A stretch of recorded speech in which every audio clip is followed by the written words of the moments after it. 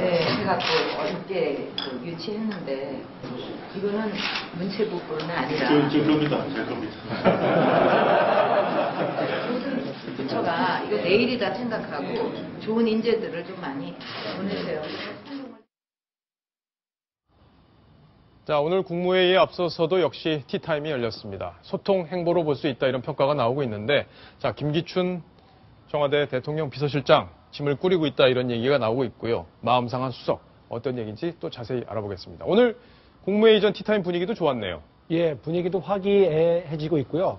청와대 비서관 회의도 좀 약간 그 분위기가 좀 달라졌다고 합니다. 예. 무슨 얘기인가 확인을 해보니까 이 청와대 김기춘 비서실장이 주재하는 수석 비서관 회의는 이번 주부터 주 3회로 대폭 줄었다고 합니다. 줄었다. 이 작년 세월호 참사가 빚어진 이제 4월달 이후에는 월화수목 금토일 모두 7차례 계속해서 이 청와대 수석 비서관 회의가 열렸는데요. 네. 너무 이제 업무 강도가 세진다 싶은 이제 지적들이 나오니까 연말에는 지난해 12월에는 좋다 한번 크게 봐줄게 해가지고 토요일 날에는 빼줬다고 합니다. 그래서 주 6회로 줄어들었는데 이 김기춘 실장이 이번 주부터 주 3회로 수석 비서관 회의를 줄여놓으니까 이제 슬슬 신변 정리에 들어간 것 아니냐 이런 분석이 나오고 있습니다. 그러네요. 박성훈 논설위원. 네. 그럼 결국에는 이제 청와대 개편이 추가로 있겠다 이런 얘기들이 예고가 지금 돼 있는 상황이고 네. 지금 정무라인 그동안 뭐 여러 가지 질책을 많이 받았었는데 정무라인 또 정무 특보까지도 해서 개편이 있을 것으로 예상이 되고요. 마지막으로 중요한 거는 개각인데 개각폭이 좀 커진다 이런 얘기도 나오고 있는데 이런 얘기들 정리를 좀 해주시죠. 그렇습니다.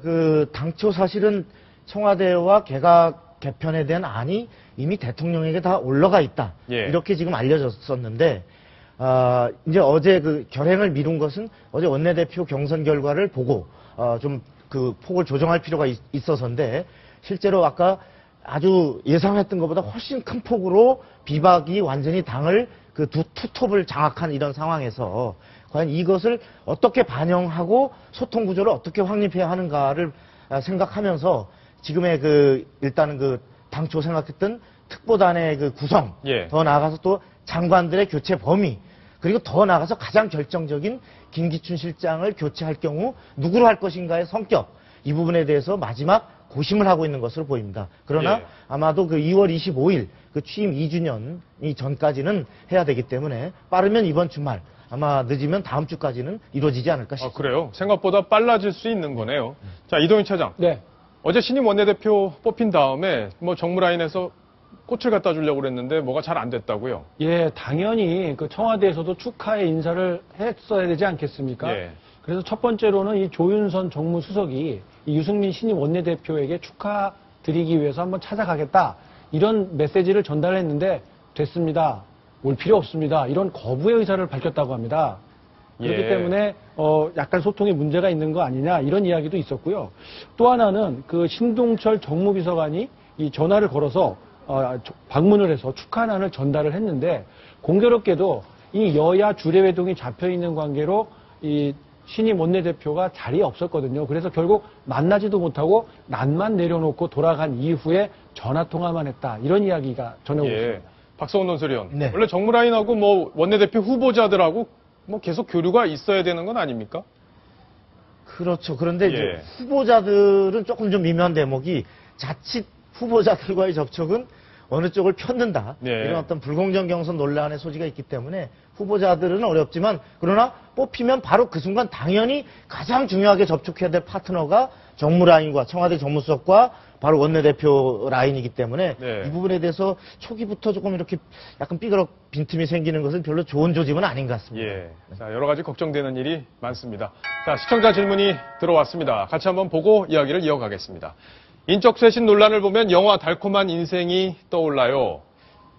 거기서 등장하는 배우죠. 김영철 씨가 대장이 잘못했다고 하면 실수한 사람이 나와야 한다며 잘못 없다는 이병헌 씨에게 모욕감을 줬다고 합니다.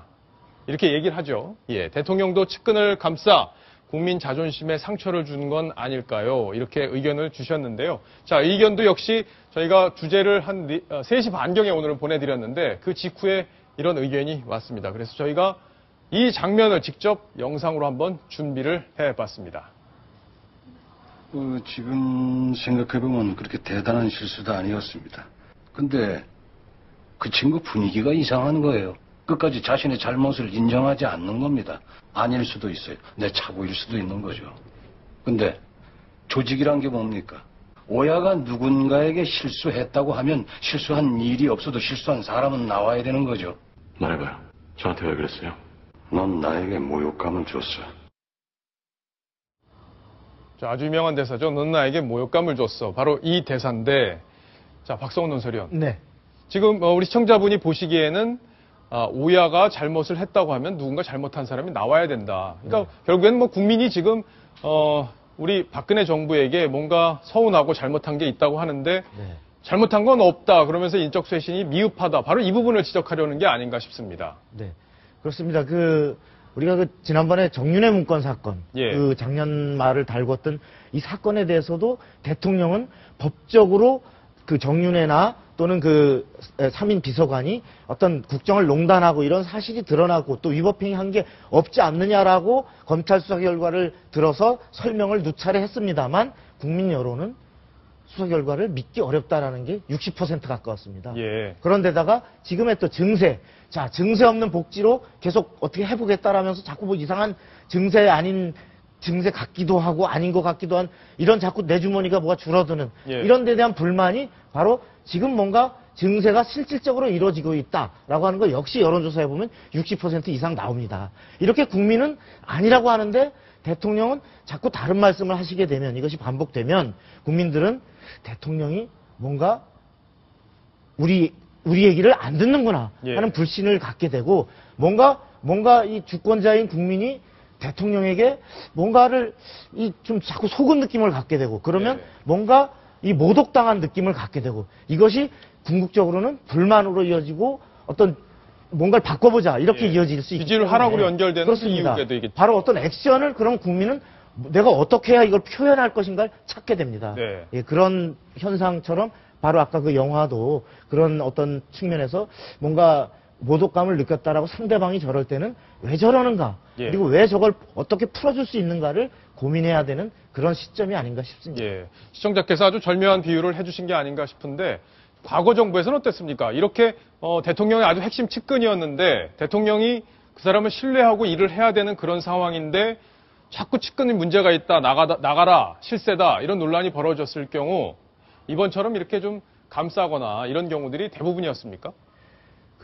뭐 적확한 비유일지 모르겠습니다만 노무현 정부 첫해 초기에 우리가 가만히 언론지상을 세웠던 두 인물이 좌희정 우광재 이광재 국정상황실장과 지금 충남지사를 하고 있는 안희정 씨 두 말하자면 386 핵심 대선 측근들 이 두 사람을 아주 중시하는 이러한 박 대통령은 이 두 사람에 대해서 심지어 동업자라는 표현까지 썼습니다. 노무현 전 대통령이 그랬죠. 그들은 나와 정치적 동업자다.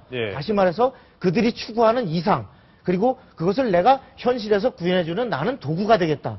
이러한 표현을 할 정도로 그들의 강한 신임을 줬었는데 바로 이광재 국정상황실장이 청와대에서 모든 정보를 독점하며 요새 말하자면 3인방, 문고리 3인방 뭐 거기에다가 이제 또 장외의 어떤 비선 실세 이런 얘기까지 다 이광재 상황실장에게 몰리면서 여당 내에서도 당시 또 한 사람의 중요한 실세였던 천정배 의원이 공개적으로 어떤 정보를 청와대에서 독점하고 눈과 귀를 가리는 이러한 실세는 퇴진해야 된다라고 공개석상에서 공격을 할 정도로 이러한 상황에 부딪혔을 때 노무현 대통령이 바로 그들에게 잘못은 없지만 물러나도록 하는 그래서 이광재 상황실장을 퇴진시켰죠.